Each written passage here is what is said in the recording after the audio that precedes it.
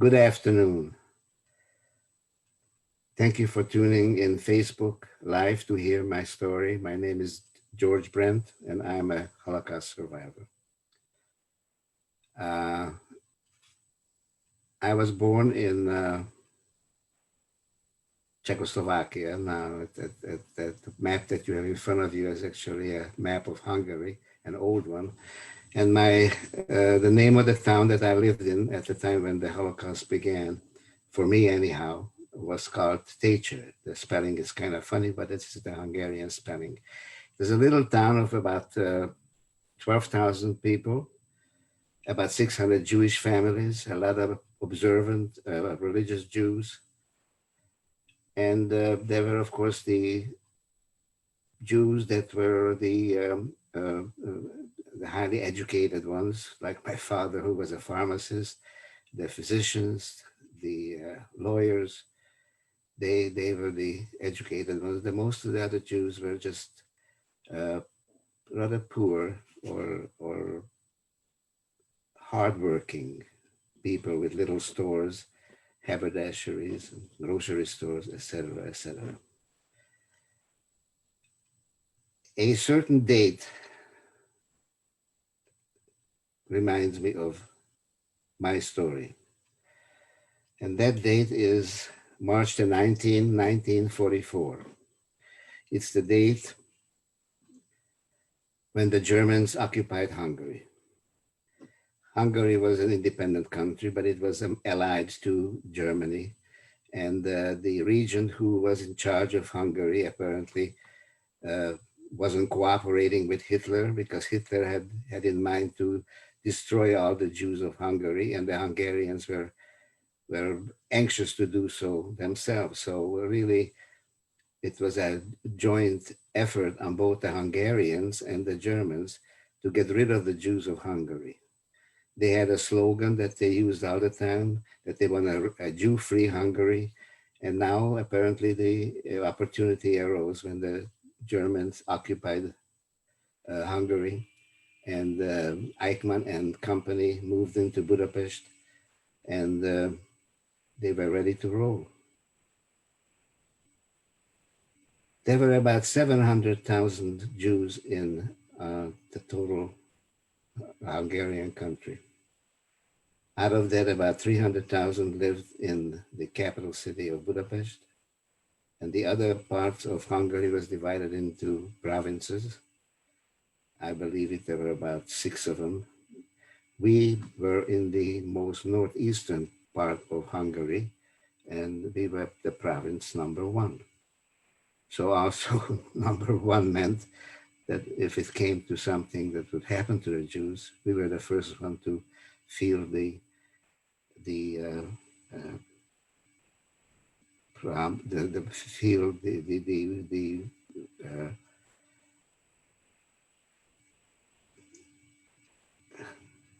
problem that the Hungarian tried to solve by getting rid of the Jews of Hungary. Another date that sticks in my mind is May 20th or 21st, 1944. That's the date that I remember when there was a knock on the door about 6 in the morning. We were still asleep. My father, my mother, and my little brother, Peter, who was 10 years old. Of course, we were curious to see who is bothering us that early in the morning. But I don't want to fail to mention already that the Jews of my hometown were already in a ghetto. Now, the ghetto wasn't like the big ghettos that you see in pictures in Poland, the Lodz ghetto or the Warsaw ghetto. These were just a few houses that they confiscated from the Gentiles and let the Gentiles live in the Jewish homes, from where the Jews were then transported into their homes. They gave us about 2-3 hours to get ready, take just a few things with us. And they said we're gonna have to go into the so-called ghetto. While we're waiting around to get somebody who would help us carry a few belongings that we had. All of a sudden, my neighbors showed up on my doorstep. These are people I grew up with, I went to school with, I played with. Don't forget, I was only not quite 15 years old when this happened to me. My brother was 10 years old. So we were really young boys. I was thinking maybe they came to say goodbye or wish us good luck and I'll see you later, etc., etc. But I found out very quickly that this is not where they came for.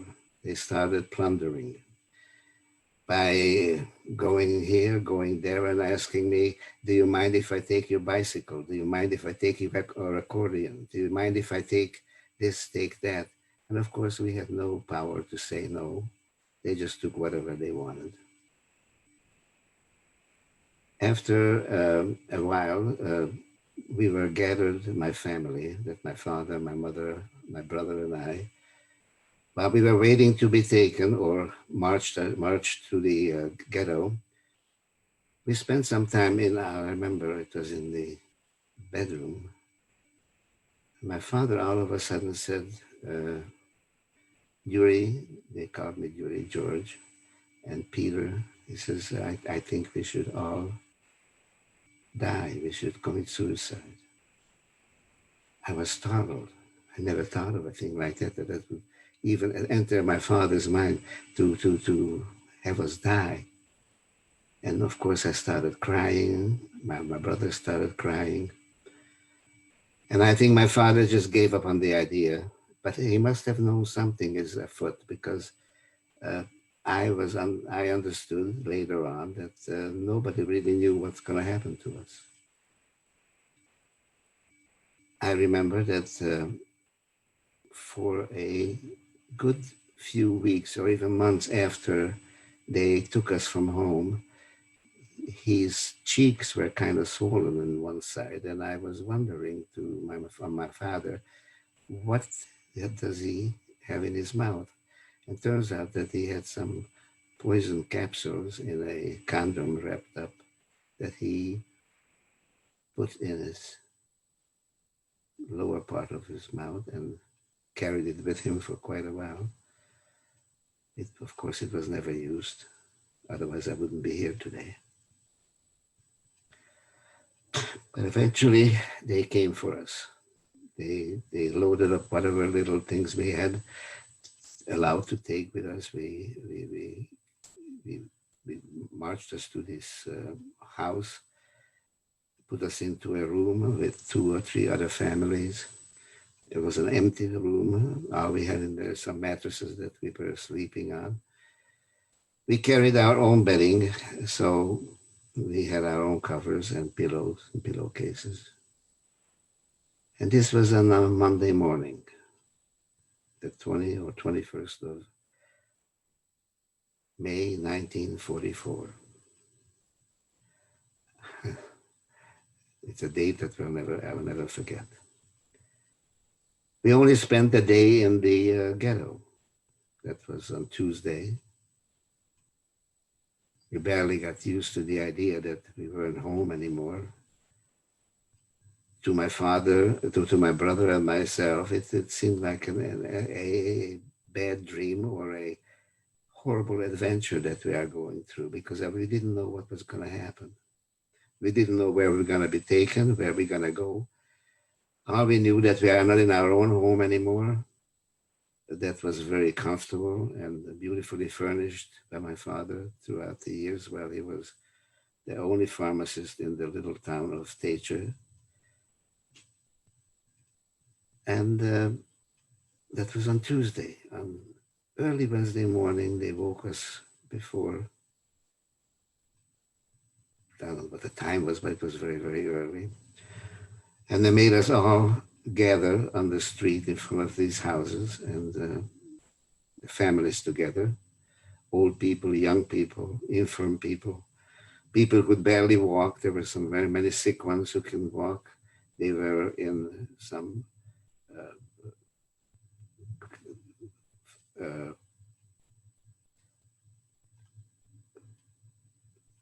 little contraptions that they were able to be transported because they were able to manipulate on their own. Uh, and they marched us. They marched us through the town pretty much.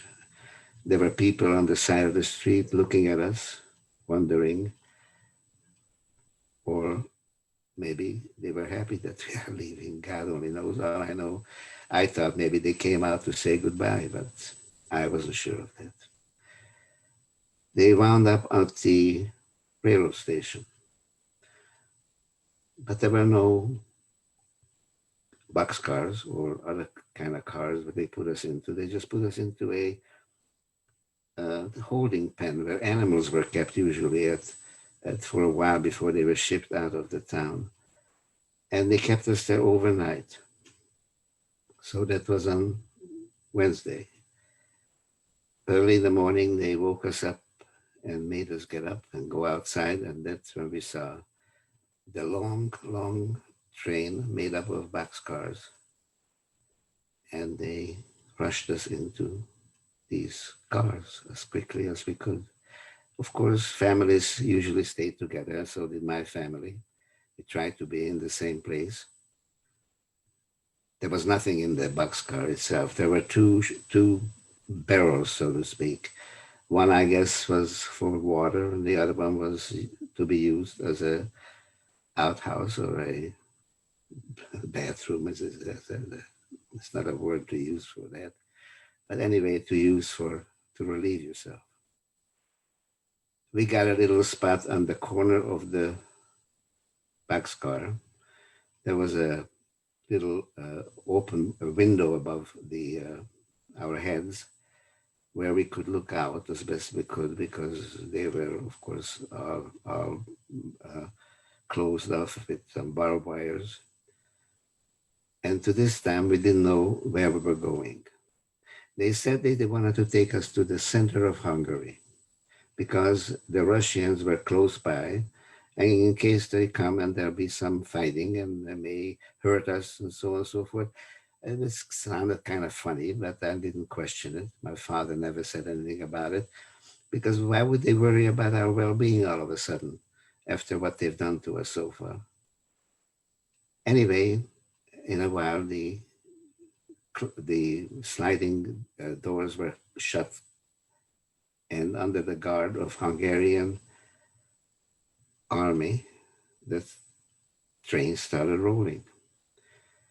We knew pretty well which way the train was moving, and we sort of knew that it wasn't going toward the center of Hungary, but it was going north and west across Slovakia and towards Poland. The night went by, it was horrible. It was the worst, one of the worst nights and days that I spent in my short life.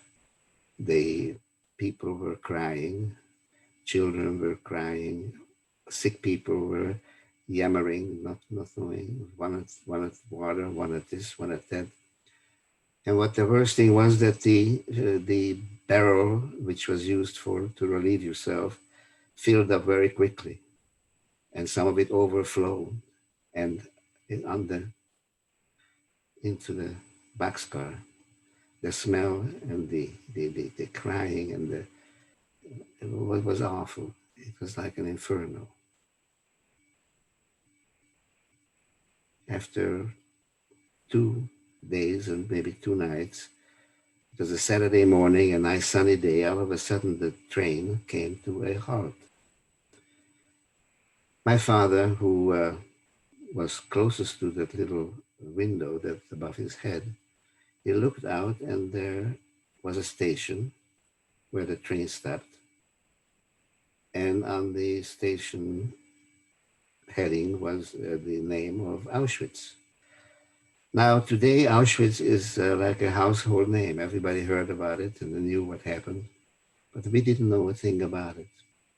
It sounds funny, but in 1944, when already the neighboring countries were occupied by the Germans and the extermination of Jews proceeded for years already, since the war broke out in 1940 or 39, 1940.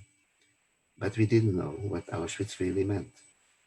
My father looked at it and looked at the sign, and the sign was in Gothic lettering, which is the German lettering saying Auschwitz. And he said, well, it sounds like we're occupied, somewhere occupied by the Germans. And really, it won't be too bad because the Germans are the civilized people. They probably will use us for work. We're gonna work during the day. We're gonna come back to the family at night, etc., etc., to delude us that things aren't as bad as maybe they were, because at least my father or people around us didn't know what that word Auschwitz really meant. The train moved again for about a mile, mile and a half, and came to a stop. At this time, all the doors were thrown open. There was a big commotion. Could you put the next slide on? I found a book much, much later, in 1981, I believe, in one of the bookstores at Old Orchard, and it said Auschwitz Album. I was wondering what kind of title is that for a book? I wonder what's in it. Well, when I opened the pages, I just saw a bunch of pictures that depicted the arrival of a transport.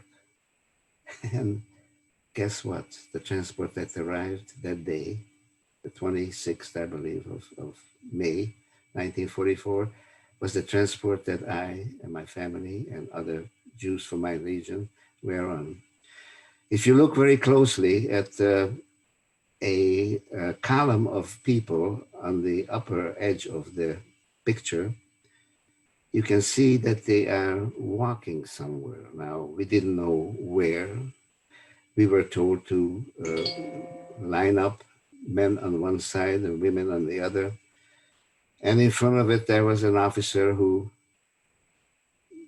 selected us, whether we should go to the left or to the right. These people that you see up in the upper edge of the picture were the people who were already selected for another place. Now, we didn't know what that other place meant. If this picture doesn't show it too well, but at the end of this line was crematoriums 2 and 3. We did smell a horrible odor. Somebody told us there that it's the bakery. Well, I never smelled bread smelling like that, that's for sure. But there were flames shooting out from the square chimneys, and these people were marching. And if I noticed very closely, I could see that most of the people who were marching that way were women, older people, sick people, and young children. My father and I went through the selection. Can we have the next slide, please? On the next slide, you can see the close-up of the situation. You can see the men lined up there on the upper edge. You can see the officer who was doing the selection, and you see also some people in their striped uniform. These were also prisoners, which was kind of strange to us, but they were there to help to unload the trains and avoid any upheaval, so everything should go smoothly. Of course, they knew what was going to happen to most people who were on this column that was marching there. But of course, they couldn't say anything, because had they said something, they would have been the end of him immediately. You can watch the people, the SS men, who were doing the unloading. Each of them had a van truncheon or a cane. And of course, they carried rifles and made sure that everything was done quickly. The unloading, the selection should go without any hitch. Next, please. As I was looking through the book that I found, the Auschwitz album, All of a sudden, one of the pages I opened, what I see is people that I know from my hometown. They all carry a yellow star on the chest. And there are people that I know, especially the one in the lower right corner with a hat, glasses, and holding a very heavy winter coat. This was pretty warm already. It was made at 26th, I believe. That's my father. I was shocked.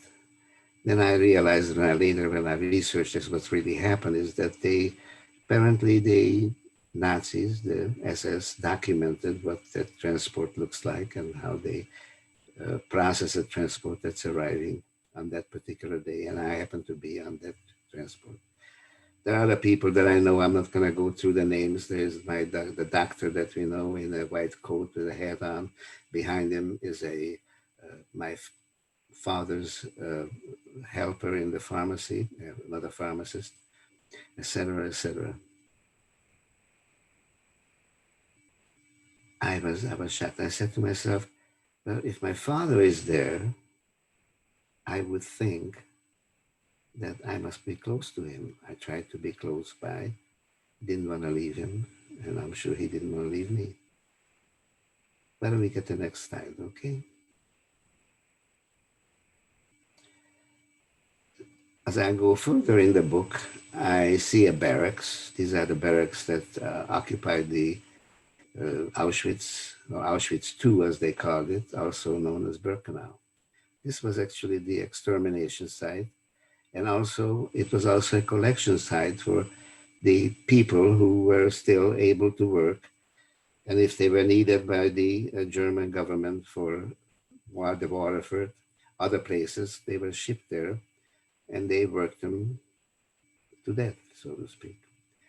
And if I look very closely, it took me quite a while to find myself, excuse me, in the right edge with a circle around it. There's a young man standing next to my father, really, in underwear before they gave us our striped uniform. That young fella is me. So now I have a pictorial evidence that I was there. A big, big joy, isn't it? Well, anyway, it's interesting to see myself in Auschwitz-Birkenau. Let's see the next slide. After the selection and taken away the civilian clothing, they cut our hair, they took away our glasses, and they gave us these striped uniforms. And who stands in the front row?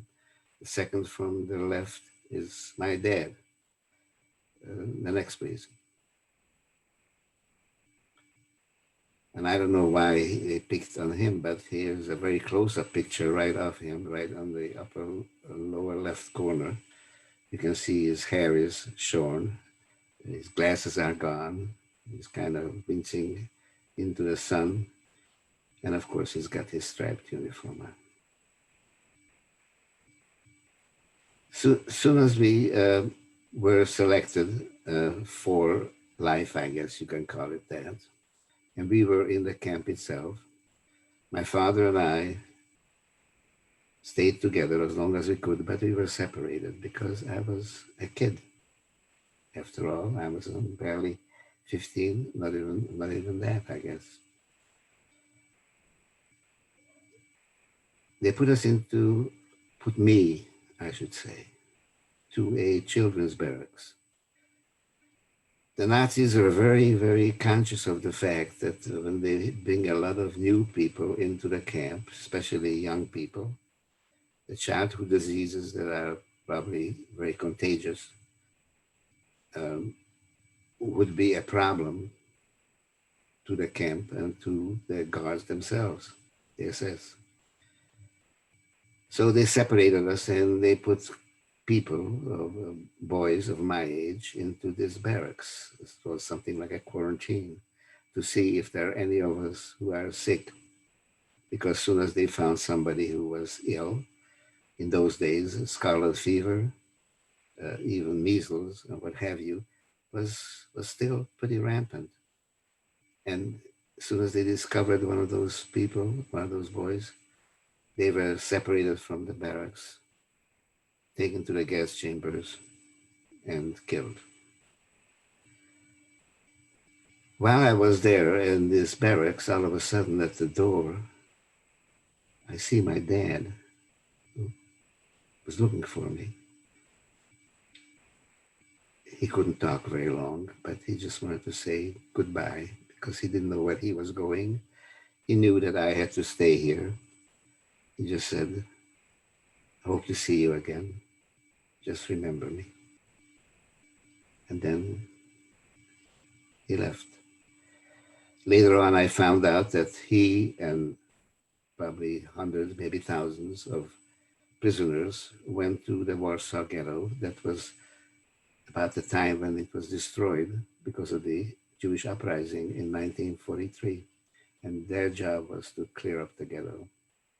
That I found out, of course, much, much later. Nobody talked about it at our arrival. How did we spend our time there? Really, we didn't do much of anything. We talked to each other. These are all boys of my age.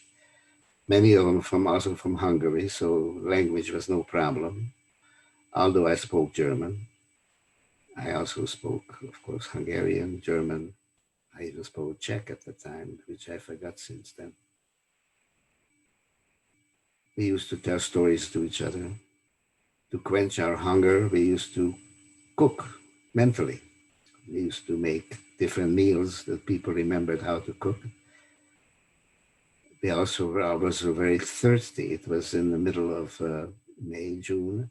It was terribly hot. They only gave us liquids once a day in the morning. They called it coffee or tea.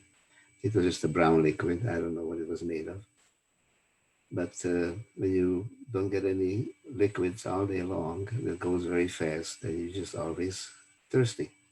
And you start getting very, very hungry. We started bartering sometimes. We bartered food for the tea or the coffee, as they called it, just to get something liquid.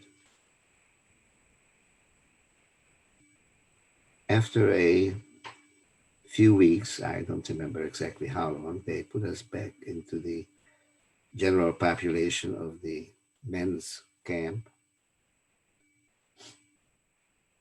And while I was in the barracks there, outside of the barracks during the day, we were allowed out to spend some time in between the barracks.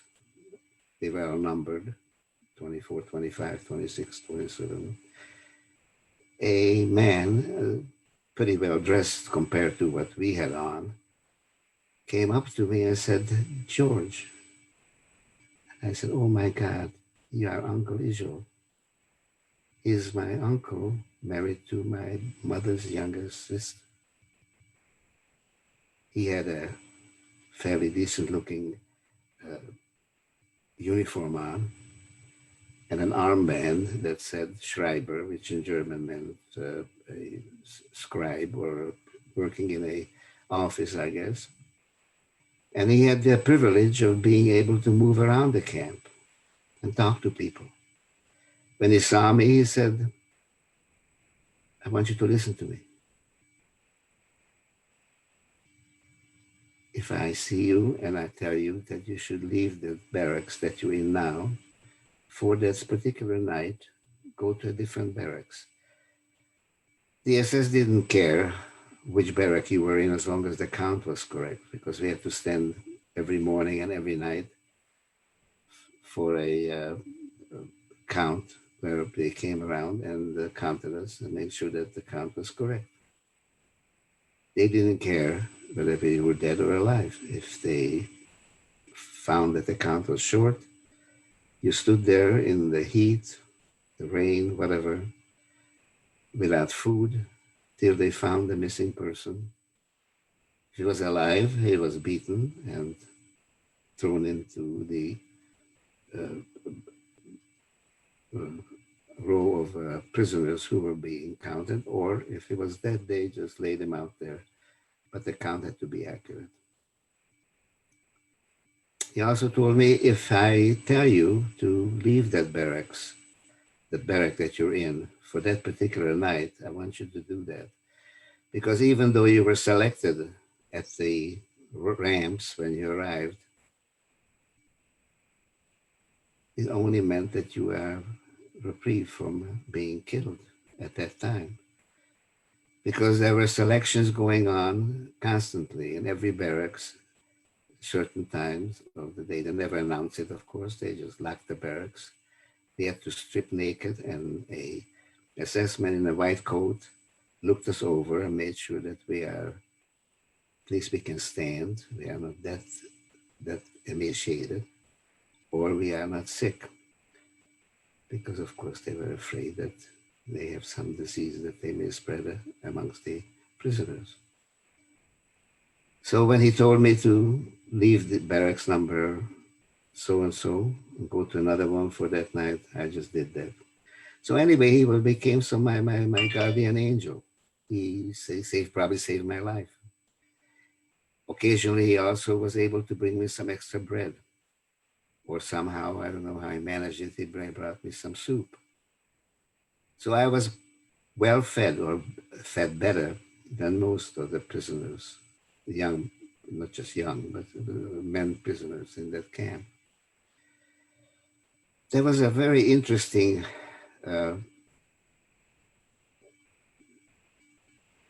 bunch of prisoners who were living across the road with their wives and children. I was amazed because that didn't happen to us. The wives and children were separated at the ramp. I found out later that these were gypsies who lived there for at least 1 or 2 days, 2 years already. And I remember clearly it was a hot August night, I believe, when they announced that the camp will be locked. And all of a sudden there was a big cry and hue and cry, where they selected all the gypsies. They put them on the trucks, took them to the crematories, gassed them, and killed them. And no gypsies were left by the morning. Just one incident I clearly remember. We didn't do much of things in Auschwitz. We just did things like what they called, the Nazis called it sport. Now, this was done by not just the Nazis themselves, but they had the so-called capos. Capos were selected prisoners who were selected for their brutality or their strength, if you will, to harass and beat the prisoners. After days spending in the barracks and after we were counted, many times they made us do all kinds of calisthenics. We had to do frog jumping, sit-ups, etc., etc. Of course, as we were getting on in the days and weeks that we spent in Birkenau, we were getting weaker, and it became more and more difficult to do these things. I remember it was around the Jewish holidays.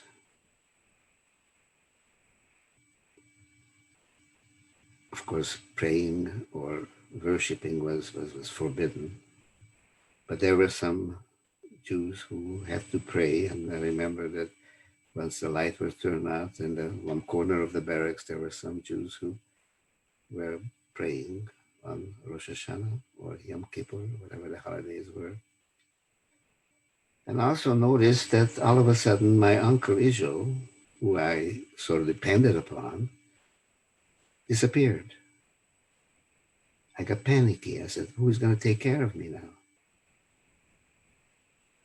To this day, I don't remember how I found this out, but I found out that the transport left a few days before to some destination that somehow I found out, and I don't know how I did that. But I remember the transport was forming, and I stepped up to the SS Scharführer, as a SS sergeant, and I told him that I would like to go on this transport. Somehow I just felt that it's simply that transport that my uncle Isho was on. And he said, okay. So he put me on this transport, where the trucks that took us to a sub-camp of Auschwitz. It was a little camp, a coal mining camp called Ridultal. It's in Poland now. And it was coal mining. But all these prisoners who were brought there had to work in the coal mines on their knees sometimes for 12 hours at a time in different shifts. And of course, my uncle Isho, who was very clever, I guess you call him, he continued being the working in the office. And he is the one who assigned the groups of prisoners for that particular day or night to work in the coal mines. He assigned me and a few, about 4 or 5 young boys of my age to become the, I guess you call them orderlies or cleaning people for the SS barracks, where the SS guards were housed, which meant I had to make their beds, shine their boots, take care of their clothes, wash their clothing. They even let me clean their rifles. Of course, they never gave me a bullet with them. Not that I would have done anything anyhow. But anyway, it was a wonderful thing that happened, because it was getting fall and winter almost, and it was getting very cold. Food wasn't any better than it was before. Matter of fact, it gotten worse.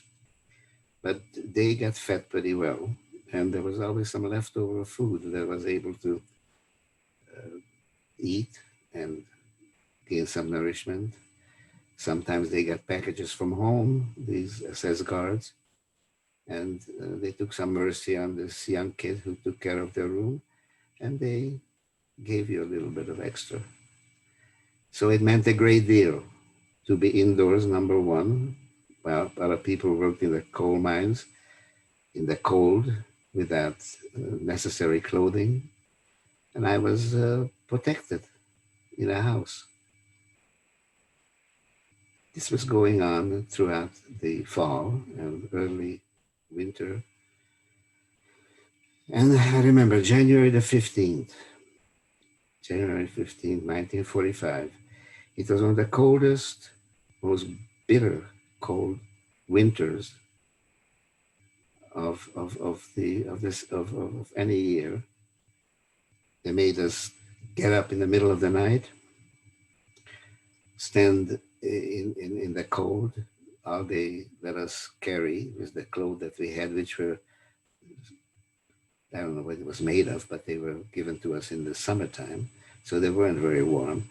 If you were lucky, you were able to catch a cover or a blanket that you wrapped around yourself, and you were marching in the snow.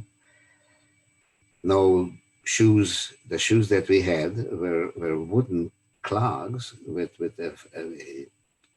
don't know what kept them on our feet. But if you ever walked in wooden shoes in the snow just collected on the bottom of these shoes, and all of a sudden you had high heel shoes. And if you weren't careful, you broke your ankle. Those people who couldn't march and fell by the wayside, they were either froze to death or they were shot. They marched us for I don't know how many kilometers to a big railroad depot, and they put us into these open coal cars now, the cars that have no roof on them, and they packed us full of people without food, without water. We ate snow to supplement water, and the train took us across Moravia and Bohemia to Austria, to another rather infamous concentration camp called Mauthausen. Can you show this slide, please? This shows you that Auschwitz was sort of in the southwestern portion of Poland or occupied Poland, and Mauthausen was in Austria, near Linz, near the Danube. It was a fortress. It was built by the prisoners, made of stone. It was a quarry that they had to do, break the stones and then bring them up some 97 stairs to build this camp. Myself and my wife visited Mauthausen, so just curiosity to see how it was, and stood there. It's probably going to stand there for another 100 years. It's made of stone. But by that time, so many prisoners were marched from the Western countries and camps towards the east to escape the oncoming Russians that they couldn't hold. Mauthausen couldn't hold all the people. I don't know how many prisoners were supposed to have stay in Mauthausen, but they shipped us quickly to another camp, sub-camp of Mauthausen called Ebensee, which wasn't very far. It was in a beautiful, beautiful area of Austria. If you ever have a chance to spend some vacation time, I can highly recommend it. Of course, not the camp itself, but just the surrounding mountains and scenery that's there. The job that they made us do was build these huge tunnels into the surrounding mountains. The mountains were of I don't know what kind of stone they were of, but we had to dig these mountains with our hands, with shovels and pickaxes. We had to make the tunnels so that the Nazis could put their war efforts, machinery, and guns and so on and so forth were stored there or manufactured there. And of course, this was a horribly difficult work. And unfortunately, the food that they gave us wasn't measuring up to the labor that they expected us. We were getting thinner and thinner. It was cold. The clothing didn't protect us from the cold. The tunnels were cold. And Uncle Ijo, who was my savior up to that point, of course, had no more special treatment. And he had to work along with everybody else who were assigned to these tunnels. This went on from about February, I would say, till on a nice, warm, sunny day in May. I remember the date, May 2nd, 1945. They didn't wake us at the crack of dawn to go to work into the tunnels. They just told us that we have to get on the parade ground and listen to what the commandant has to say. We were standing there in our clothing that was not really clothing, but just rags that we had worn by that time, full of lice. And disease was rampant. Typhus, excuse me, and other communicable diseases were rampant in the camp. The commandant stood in front of the thousands, must have been thousands of prisoners, and told us that the Allies are getting close by and they don't want us to get hurt in case there's some fighting. that he would like us to go into these tunnels that we were building. It sounded kind of fishy. Why all of a sudden would they worry about our well-being? Well, well, up to this point, their only aim was to kill us as quickly as possible. Somebody amongst the prisoners knew about what was going on in these tunnels and had the guts to stand in front of the commandant and told him, look, you can kill us right on the spot, but we're not going anywhere. He found out that all these tunnels were full of dynamite and mine.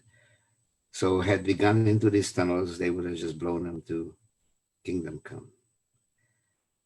And when he told this to the commandant just got red in the face, turned on his heels and marched out of the camp. And a little while later, we saw that the whole contingency of SS guards and other functionaries in cars and trucks left the area. But they left behind some people who were guarding the camp so that we don't run around without any supervision. Without food, without water. It was horrible for the next 4 or 5 days. Till all of a sudden, a big half-track, I guess you call them, broke through the gate of the camp. It was Patton's Third Army. I guess it was the 78th or 80th Division. And we were liberated. We were liberated. When the GIs, the soldiers, saw the condition we were in, they took immediately mercy on us and they just started feeding us, throwing us chocolates and building field hospitals and kitchens and what have you. The only trouble was they didn't realize that we couldn't handle all that food. We were sicker than a dog. I had diarrhea and dysentery for weeks, maybe months after my liberation. It was awful, and many thousands of them, and I mean thousands of prisoners, were at the point where they couldn't be saved or they died because of overeating. But in spite of all that, we couldn't resist the food that they were giving us. To enhance my portions for the day, I even volunteered to become a so-called nurse. I'm sorry about the phone. I became a nurse in this field hospital. I took care of those the poor prisoners who were laying in the cots all day long. All right. They were laying in their cots and they couldn't eat the portions they were given. It just was left there. And of course, I took advantage of that because I just ate my portion and I ate their portion because I just couldn't stop eating. Anything went in one end, came out the other. It was terrible. My weight was probably, I don't even know what in pounds the measure would have been. It was 60, 70 pounds, if that. It was just skin and bones. You could count the bones in my body without, through the skin. I didn't have to undress much. After they fed us, the American Army fed us for a while, and they felt that we are strong enough. They told us, now, you have to go home. The home to me meant very little. I knew the name of the town, Téscö, how to get there, and really, do I want to really go there? They just put us some trains and they aimed us to the east. And we wound up in Budapest. Now, let me just say, out of the some 40,000 or 400,000 Jews 300, the numbers I don't know exactly, but all I know is some 30,000 or Hungarian Jews were kept alive in Budapest. Now, they didn't have a picnic because the Hungarians were cruel. They hated the Jews as badly as the Germans, and they killed a lot of them during the winter of 1944-45. They took him to the Danube and shot him and had him fall into the river. If you in Budapest, you can see the little shoes on the strand of the river as a memorial to these people who were killed. And when I got to Budapest, I remember that I had two great aunts there, and I didn't know their name and their addresses. I looked up my Aunt Ella. That was her name, Ella. The clothing I wore was an old German army uniform. And I walked into the house or the stairwell, and she was just coming down.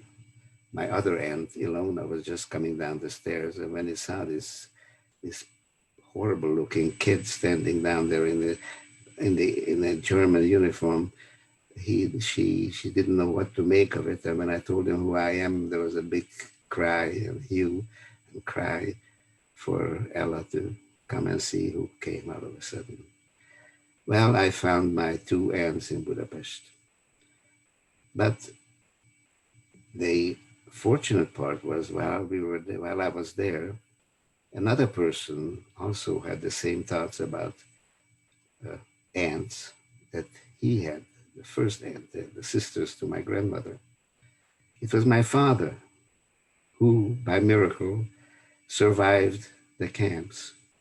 He was in a sanatorium. He had tuberculosis, pleurisy, and other diseases that he caught while he was in the camps, but he was alive. But through the Red Cross, they sent us a little note or a little Red Cross telegram saying that I'm alive, I cannot travel, I cannot go anywhere. Don't write me because there was no mail service at the time.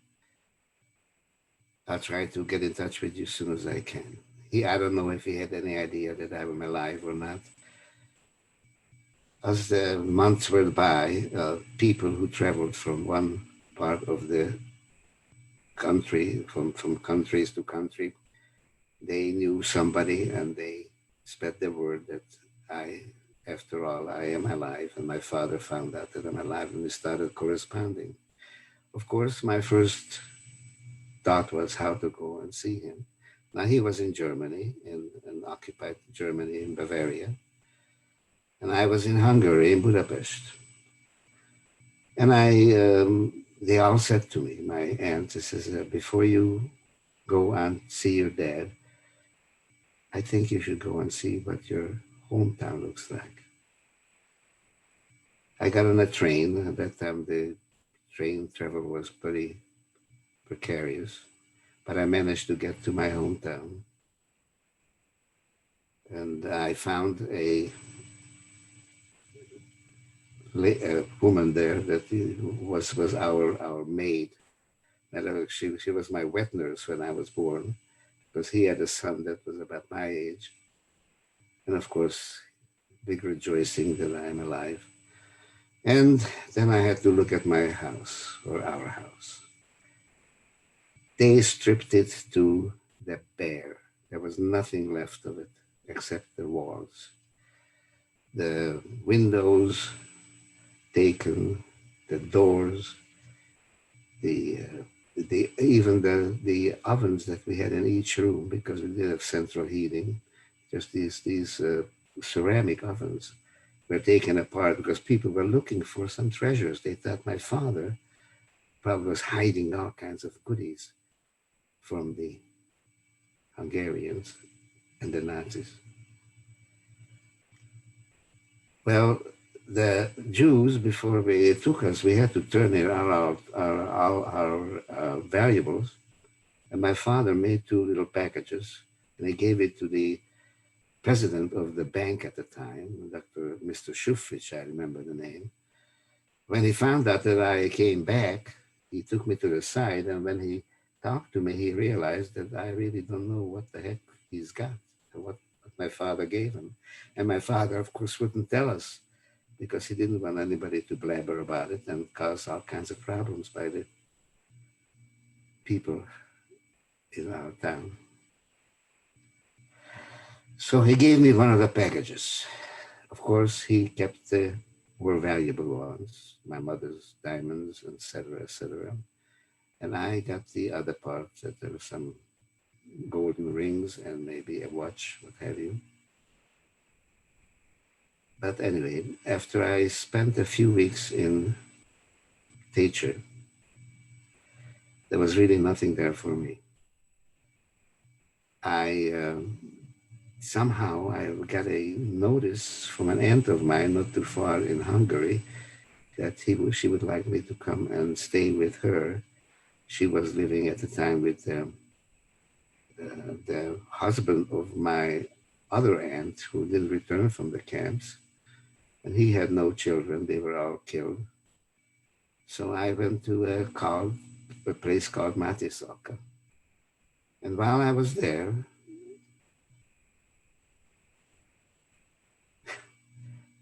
really, it's a miracle. The dean of my gymnasium in Siget, where I was in the 5th or 6th grade of gymnasium, was also the dean of the school in that little town that I wound up in, Mauthausen.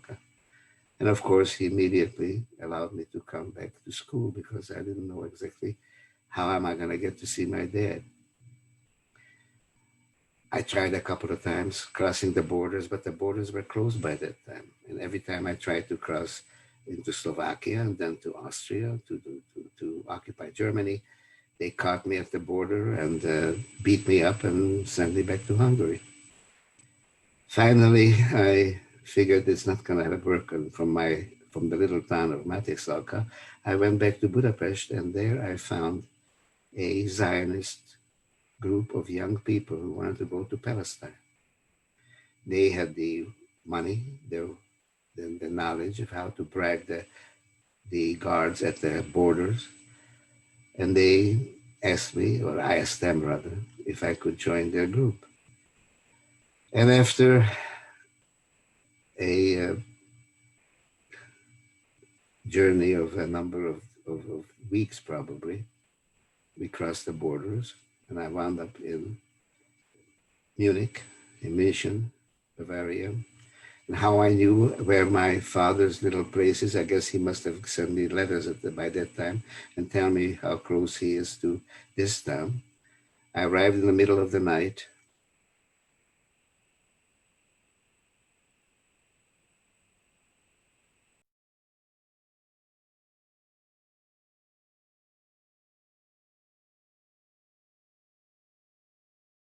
And took a little local train, a Jewish policeman at the guard of the sanatorium. My internet connection, anyway. They took me to the window of his room, and he told my dad, "What would you say if I bring you your son?" So in September of 1946, that's practically 2 years after we were separated, I saw my dad. Of course, I couldn't stay with him. He was in a TV sanatorium. I was a 15, 16-year-old kid. But we all were Ausländer. We were foreigners. The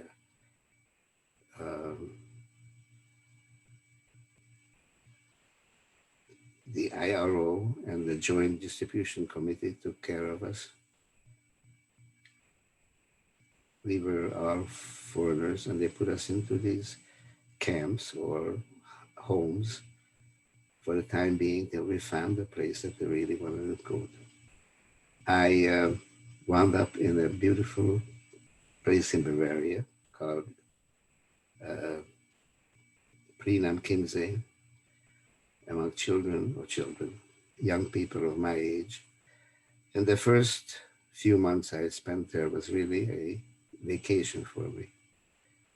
But they told us that you cannot stay here just doing nothing. You'll have to learn something, that when you come to this country of your choice, you have something to offer the country that took you.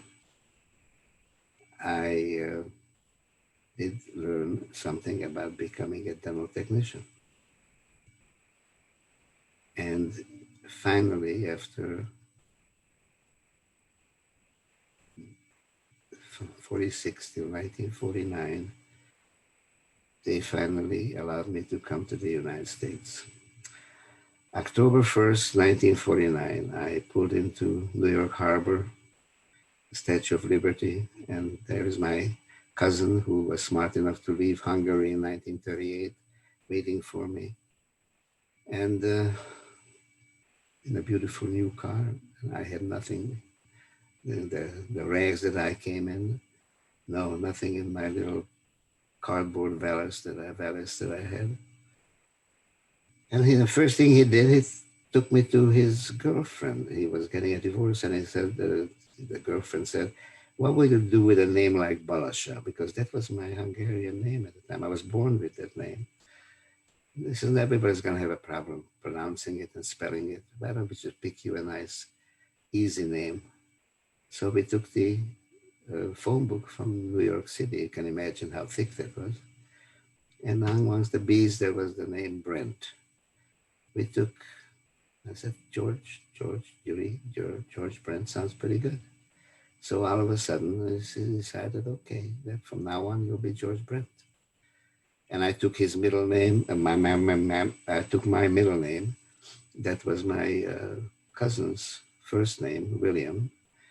So from then on in, I was known as George William Brent. And then when I got my naturalization papers, I officially changed my name to this. And I am known by that name till now. Of course, I was barely set foot in America. That was in 1949. By June of 1950, the Korean War broke out. And even though I wasn't a citizen, they had to register for the draft. And I stayed with my great uncle. God bless him. That was my other guardian angel, 74-year-old, almost totally blind, little grocer on the south side of Chicago, who told me, he says, "George, I don't think you should wait for the draft notice. Why don't you see if you can join another outfit that's going to be probably kinder to you later on?" I went to O'Hare Field and I joined the Air Force Reserve Unit. They took me without questions asked. And all of a sudden, I found myself in the U.S. Air Force. Barely in America for less than a year, I was already an American airman. But I still had, they put me they asked me what did I do as a civilian. I said, well, I did some dental work, dental lab work. They put me in a dental laboratory where I met one of the dentists who also had to serve 22 months during the Korean War. He told me, he says, "George, when you get out, you get discharged, why don't you come and look me up? Maybe we can work together." After I was discharged from the Air Force, I looked him up. He was in Harvey, Illinois. And I worked for him for a while, but then he told me, he says, "Look, I don't think you'll be very happy doing this the rest of your life. Why don't you go to dental school?" And I said, "Oh yeah, just like that. I'm gonna walk up to the next school and they're gonna say, take me as a student." I had no papers. I had no proof of any education. And I walked into the Chicago schools. They were like the community colleges, Chicago City colleges. And they took me without questions. And I started taking courses that were required to get into dental school. After my 3 years, I got my associate degree and then applied to the 3 dental schools in the Chicago area. One of them was the Northwestern, the other one was Loyola, and the University of Illinois. Of the 3, University of Illinois was my choice because the other 2, first of all, they cost more, and I was somehow drawn to it. I get some signs on my Zoom.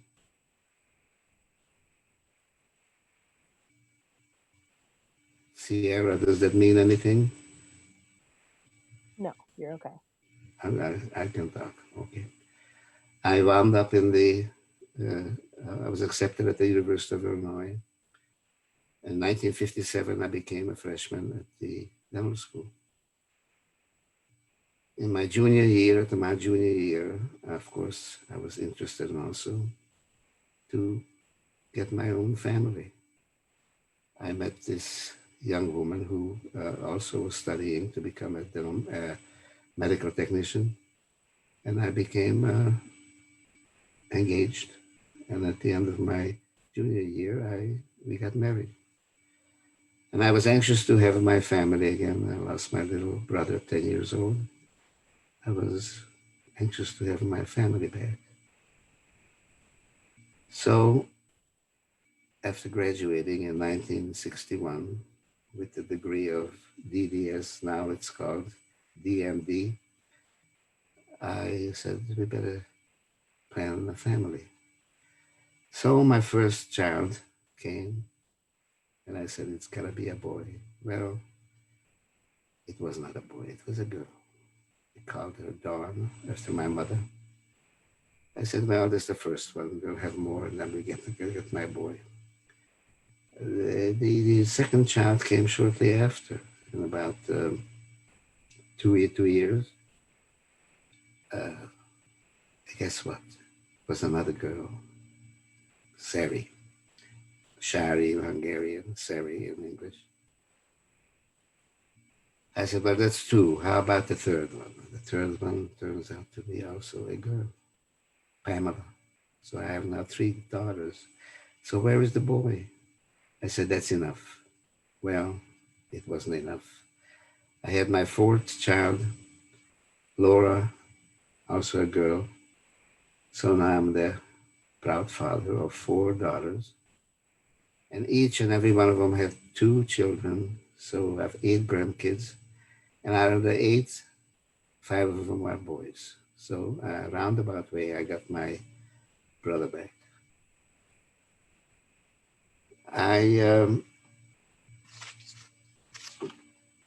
It's a miracle that I've reached this, and I was able to accomplish all this when I was on the doorstep of being killed. I just want to tell you, don't forget my story, and remember that anti-Semitism and hatred is terrible, and it can lead to awful things, as you see. Thank you again for tuning in. Join us here next Wednesday, October the 28th at 10 a.m. to hear second generation speakers Pearl Kagan share her family story of survival. Please keep an eye on Illinois Holocaust Memorial Museum and other social media accounts where we will post a stream of content through the weeks ahead. Thank you for your support during the extraordinary times. Thank you very much for your attention. I appreciate it. Thank you very much. Have a good day.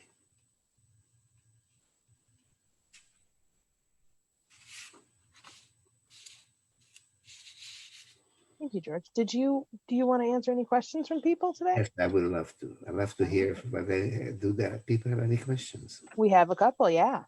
All right. Okay. The first one, you mentioned that your cousin had returned or had left Hungary in 1938. Was that when he initially left? Was that seen as somewhat irrational by anyone, or? No, it wasn't irrational. It was smart. I think they saw the gathering storm and they left before they were wound up in the same place I did. No, I don't think so. I think they were just smart. My cousin, his sister, they both just and their young daughter, they all three of them left for the United States, and we became very, very, very successful. So no, I think it was a smart move on their part. I wish we had left Hungary in time. Um,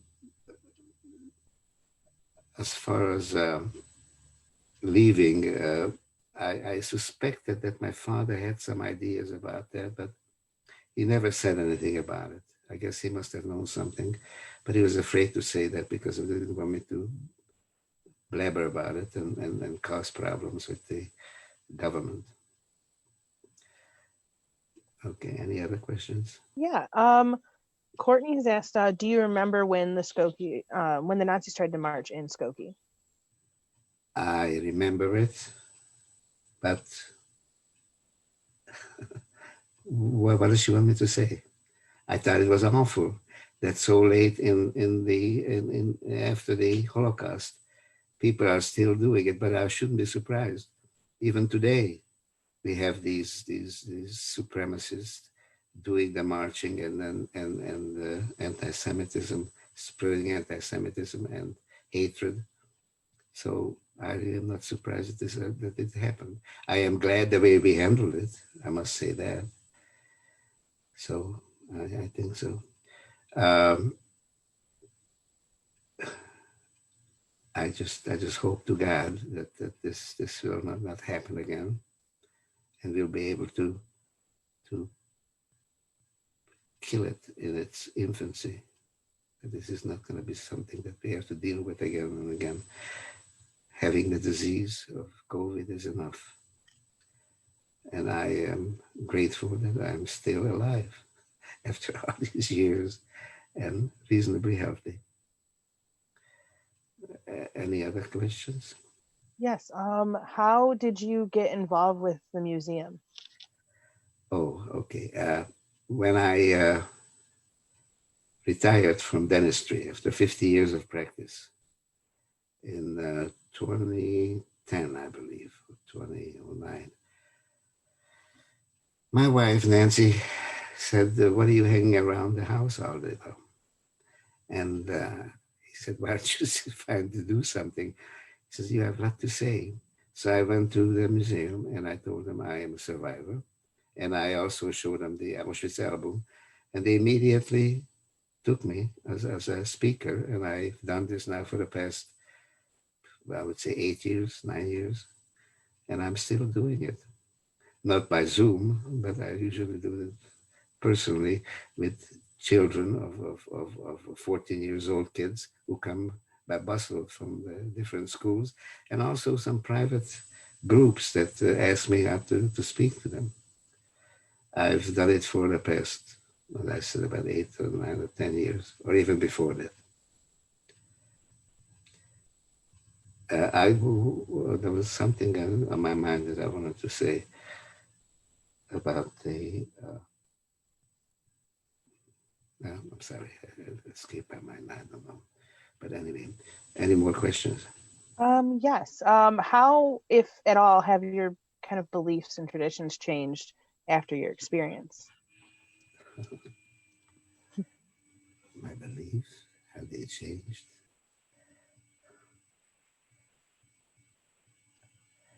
I was never political. Matter of fact, politics sort of didn't interest me much.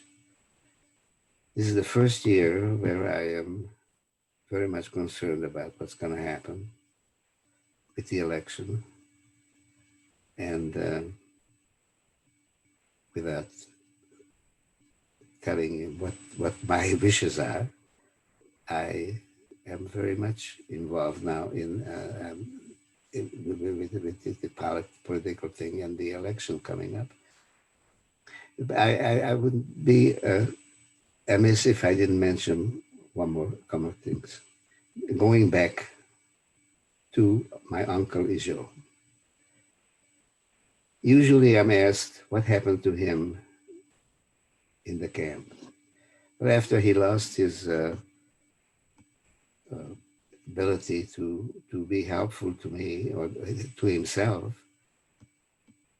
we were liberated in May of 1945. I went to look for him immediately. After finding the barracks that he was in, I was told that he died 3 days before liberation.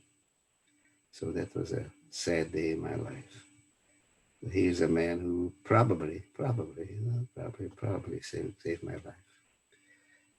My uncle, the 74-year-old blind man, I can't thank him enough to guide me during the Korean War and make me join the U.S. Air Force that eventually led me to my profession as a dentist. He passed away at the age of 84, 85. And these are two of the people that I can truly say they probably saved my life and pointed me in the right direction.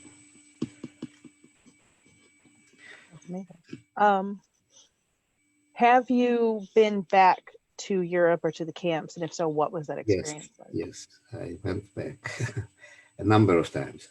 To Mauthausen, I went back at least twice, 3 times, actually. And the effect it had on me, I took my wife with me, and I wanted to show her the place that I was in. And then I went on a guide tour with the College of the Ozark, where I was selected by Amanda, who picked me as one of the survivors. And I went with these 30 students from that college, and we took a tour of all the Holocaust places in Europe, starting with Dachau to Auschwitz, to Mauthausen, Ebensee. And on top of that, I'm also in a virtual reality show. I was asked to take part in that. So if you're not tired of me yet, you're going to see a lot of me, I guess, in the future. So anyway, that is my story. If I could talk, things come to my mind that I probably left out, but there you are. Thank you so much for sharing. You're welcome.